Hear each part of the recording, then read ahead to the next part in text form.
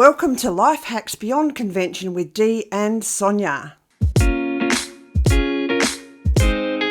anyway, I've got another computer coming, so I'll be able to keep my work and my personal separate, but it probably does mean that will cost me because I have my own individual login for the Microsoft 365. See, I always used to just buy the program.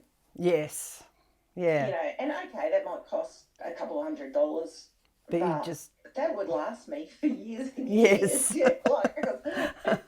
Just an occasional upgrade, yes. Yeah, and then often the upgrade would only be an extra $50 or something like that. In those days. Yeah, back in the day. Yeah, so, I think it's a couple of $100 a year now, isn't it? Or something. Because the last one that I bought was 2016. Okay.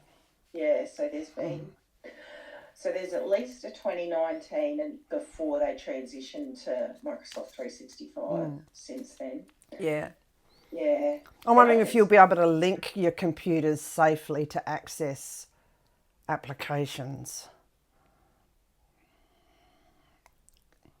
As in? Your personal and your work one. I probably could, but I won't. Yeah, because you still run a risk. Yeah, you do.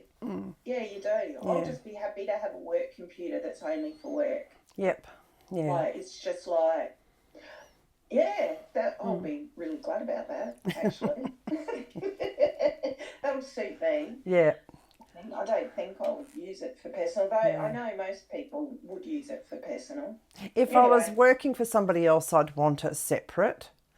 But because I work for myself, I want to cart everything with me when I go. Like if I take Tony over for a long appointment, I'll often take the computer and work in the car. So I want everything accessible on one. Yes. So absolutely. Yeah. Absolutely. Yeah.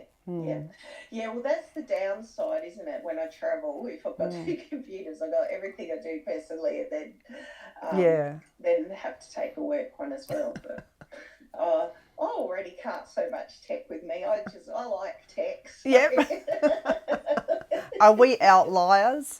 Because so many of my friends, I'm always surprised, and I shouldn't be, I think that everybody's got a computer at home, and I'm always surprised at who's been in a professional capacity and doesn't have a printer, let alone a computer. Oh, yeah, I know. So a lot of people ask me to print stuff off. Yeah.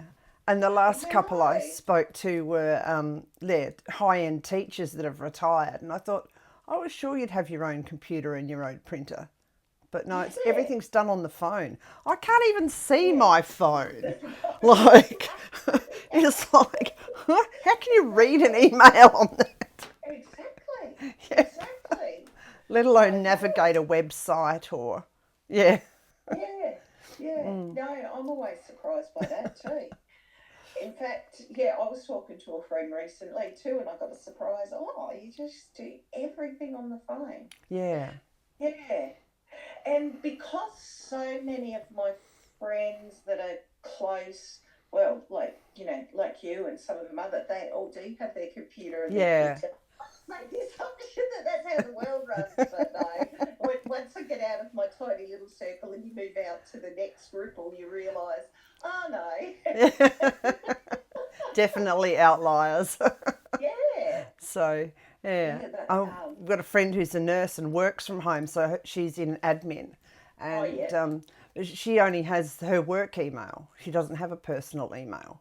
So she doesn't check it on the weekends.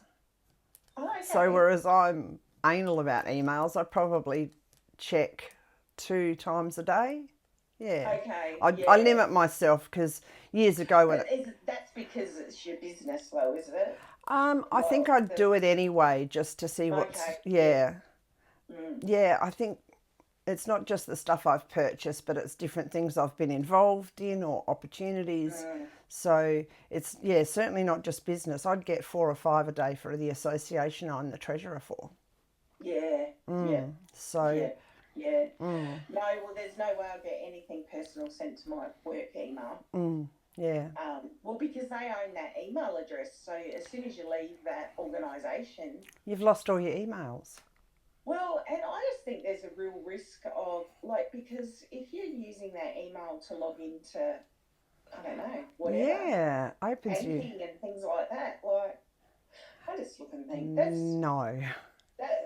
that's a huge And security risk. maybe they don't. Maybe they just use the phone for banking, which I Mm, also find clunky. Yeah. And I mm, imagine that you're like me, you probably touch type, whereas nobody's mm, been taught typing for decades. So I'm mm. amazed at how fast our doctors can type with one or two fingers.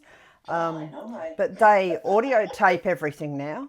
So Mm, yeah, and it's okay. transcribed in front of you as you do it, as they're Mm, doing it. So they've got a pretty yeah, okay. advanced program. Yeah, Yeah, okay.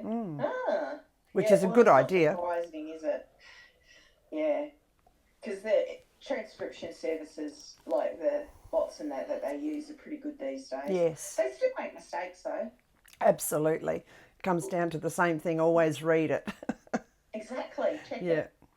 Because I was looking at somebody had done a YouTube. I don't remember who it was now, but over the weekend I was watching something and it had the captions that had obviously been Oh just yes. automatically generated. Yeah. And it was annoying me because The words uh, were wrong. yeah, the words were wrong, or even just one of them was just I can't remember what word it was, but a word that's got two ways of spelling it, and it Oh spelled it the yes. incorrect way, and that was even just so little bit. So I just got annoyed. Yeah. Yeah. It was just like, oh, I just don't even want to watch this, and you couldn't turn it off because it wasn't the auto generation YouTube one up here. It's Yeah. the They'd set it up. captions that they've added, that they've set up, Yeah. which is a good practice. Like, Yes. so long as you've checked it, there's all mistakes because it can irritate some people. Yeah. But once again, I think we're a minority, so they probably won't bother. Hit the subscribe button below if you want to follow Life Hacks Beyond Convention.